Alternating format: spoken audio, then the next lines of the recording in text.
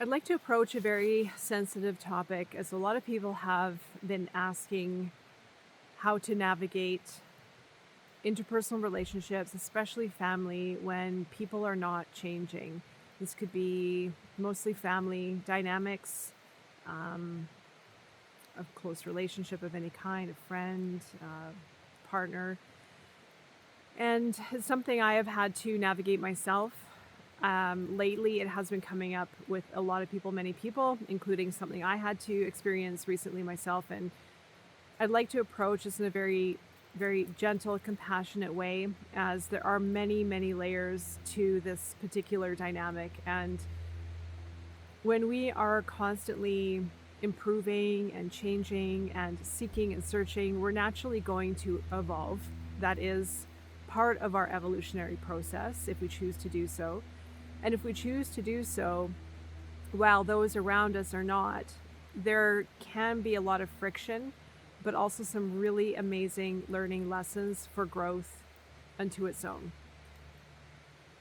What I have experienced in different phases, particularly when I had been navigating family dynamics before I started awakening and understanding myself more, moving into self-actualization and individuation and enlightenment of many kinds, different dimensions, I was very enmeshed in my family difficulties.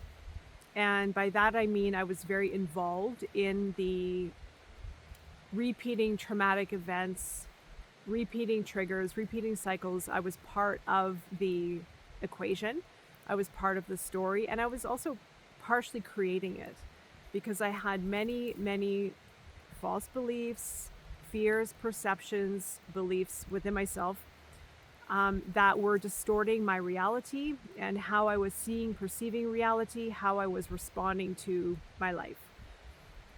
More and more as I started to move into a state of wholeness, acceptance, self-love, returning to self, my relationship dynamics with my family especially had changed. And family for me had been the biggest, well, family, all relationships I would say had their own lessons and their own experiences, but family was probably one of the biggest dynamics to work through my evolution, through the change that I've been experiencing. And with that, I had experienced different phases of being, as I mentioned, enmeshed within it, being part of the cycle, being part of the creation, the creating the dynamics and the traumas and the difficulties within family dynamics or even relationships. But again, when I started moving out of it into more of myself and starting to shift my perception on reality and shaping my reality based on a new version of myself, based on alignment and peace and understanding and a clarity of the type of relationships I want and the type of life I want, I started to become more distant from the enmeshment within family dynamics, within toxic interpersonal relationships, etc., because I was moving through phases of purification. So when we're constantly working on ourselves, when we're changing, challenging, shifting, exploring, and when we're doing the conscious work, especially what we're doing here on this channel, and I'm sure if you're doing it elsewhere, the more conscious we are about our evolution and our growth, the more we change and the more separation we create from the entanglement of what has felt familiar, being our false beliefs, being our pain, being our suffering, being our trauma responses, being our seeing and perceiving life as a threat, as toxic, as unhealthy, etc. When we start to remove ourselves from the enmeshment with those stories and with those experiences, we can start to become more sensitive towards other people, because we are awakening more of our senses. We're becoming closer to who we are. We're becoming more attuned with ourselves. We're becoming closer with our feelings, with our emotions. We're starting to understand our emotions. We're starting to heal what has been suppressed. So naturally, there's going to be a phase where we probably are going to feel more sensitive. And in that phase, I needed to distance myself from everyone, family especially, so that I could be by myself as much as possible through the process. Now, can family teach us aspects within ourselves that we can't see within ourselves, by ourselves? Yes, absolutely. We need our family. We need people to show us aspects of ourselves that we cannot see otherwise. And I'm sure you all know what it's like, the experience when we feel safe and secure and comfortable at home. And then as soon as we go out into the world, as soon as we're in a relationship, as soon as we meet or we're in a family environment, a family setting, we get triggered. They're simply showing us a deeper layer that we need to understand within ourselves. So what I had done and what I noticed throughout my process was every time I would go into a family dynamic, over time it would get better and better and better, less triggers, less triggers, less triggers. And I'm talking about coming from an environment where I was living in a triggered fight or flight, fawn, freeze, all the different experiences 24/7. So over time, when I began to move myself, there was a bunch of snow that just fell down, move myself back into the family environment at my own pace, at a slower pace, I started to work on those deeper triggers, those deeper levels. But what I noticed this year that happened was I reached a point where I realized I did not want to be around toxic environments. I didn't want to be around negativity. I didn't want to be around certain personality types. I didn't want to be around narcissism. I didn't want to be around XYZ. And it became clear for me even more so this year because I was doing some very, very deep work and I was spending a lot of time by myself, but I was also navigating certain interpersonal relationships. Because of those relationships, I started to sift through the layers within myself of what I had accepted in my life before, what I had put up with, what I had created as well. Every time I went through a difficult scenario, I started to fine-tune the relationship with it, why I was attracted to it, why I had put myself in that situation, or why I had reacted to the situation in the way that I did. So every relationship allowed me to fine-tune aspects of myself. But as I mentioned, I got to a certain point where I realized that I did not want to be part of certain types of behaviors, certain types of relationships. And with that decision also came extra triggers with it, which I had to be careful of, where I didn't want to, sorry, the sun literally just came out as I started recording this. But I also began to remove myself from family dynamics because I just didn't want to be part of certain behaviors anymore. So I created more distance and more distance. But there was an ebb and flow with it where I had to understand within myself my boundaries, my levels of comfort, while still maintaining peace and harmony within family dynamics, especially the ones who are closest to me. And it has been very difficult to manage.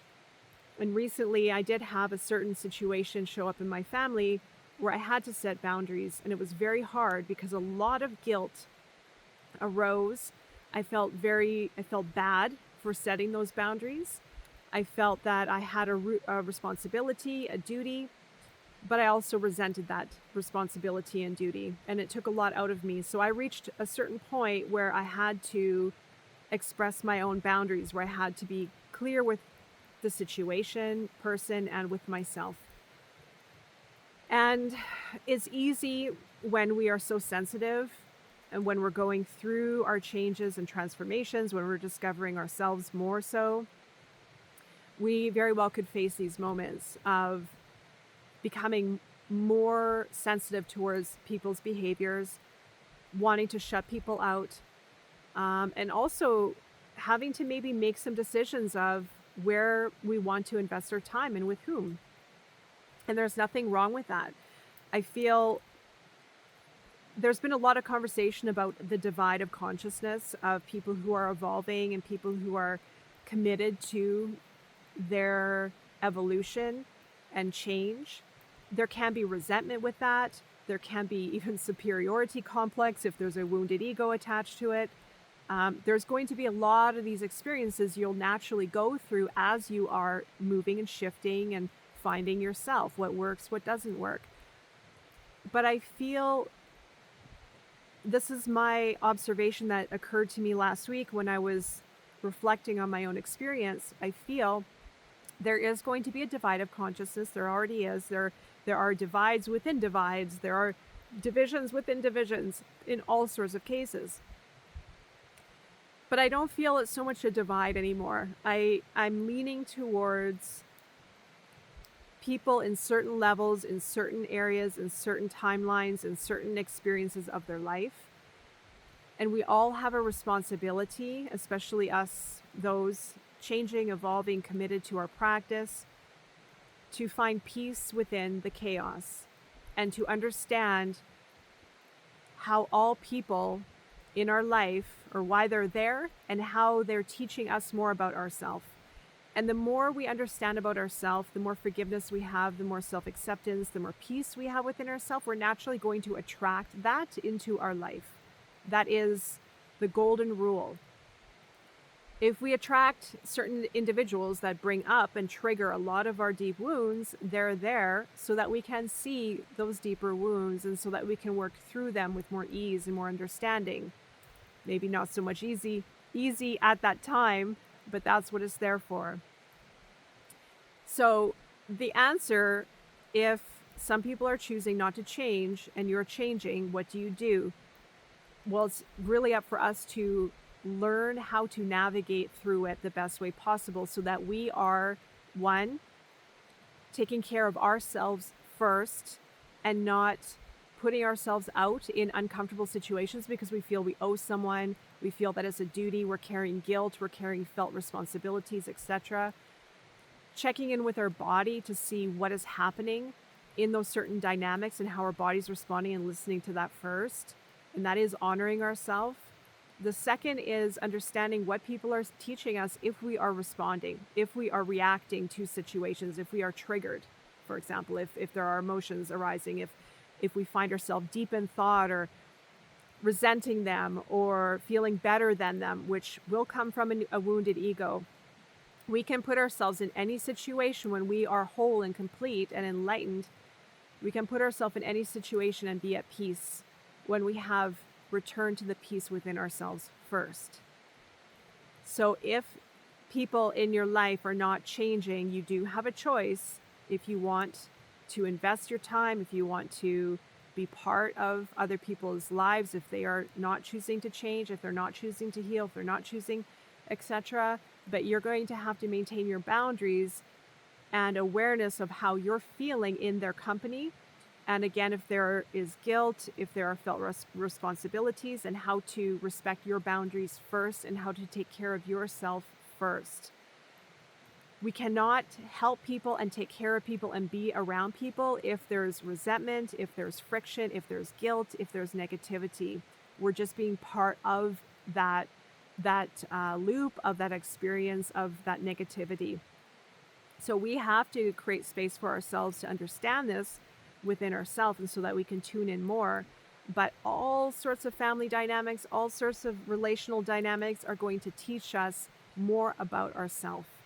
So at some point we have to come out of our shell, we have to come out of our cave and explore relationships and understand what relationships are trying to teach us. And if some are just not changing and creating friction, creating further problems and strain and stress and pressure, then you have every right to create distance for yourself, because you are, number one, if there's pain, if there's resentment inside, there's going to be friction in every type of relationship and mostly within yourself. And you're not going to have the space to return to your inner peace and safety and stability and alignment within yourself if there's constant friction around certain individuals. And I do feel that it is good to place yourself in certain family dynamics to see how you respond or react. But also it is very difficult to heal in the place where the wounds had been created in the first place. There needs to be some distance, but like I said, the ones who trigger us the most, offer us the most for us to see within ourselves, and the most for us to heal and transform within ourselves. But it's going to be very important for you to listen to yourself first, and to honor yourself first, honor your space first, and do what feels right, especially if there's guilt attached to it, or resentment, or sadness, or grief. That is another layer, yes, another aspect to look at. But the more we look at this, the more we set ourselves free. It means you can love people at a distance. You can love everyone more when you love and accept yourself fully and wholly first. So I hope that offered some help, some guidance as you move along on your journey, on your path. I know this part is very tricky and very difficult to navigate, but it does offer a lot of growth, a lot of insight, and it does lead to greater peace and alignment within if we learn to navigate through it. So we have to be at peace with other people's decisions. We have to be at peace with what other people choose in their life. We cannot push, we cannot expect, we cannot fight other people if they are where they're at. They don't want to budge, or they don't want to change, or they have their path in life that they choose, and that's their choice. It is up for us to accept that within ourselves and learn how to release and dissolve and master the art of non-attachment. Master letting go of control, mastering the ego, mastering resistance, so that we can again set ourselves free. So in a way, I feel there is, yes, a divide and divides and divides and divides. But I also feel it's not so divisive in the spiritual and sense of consciousness. There are separations, everything is fluid, everything moves. But I feel we're all simply on different paths. We're experiencing life differently.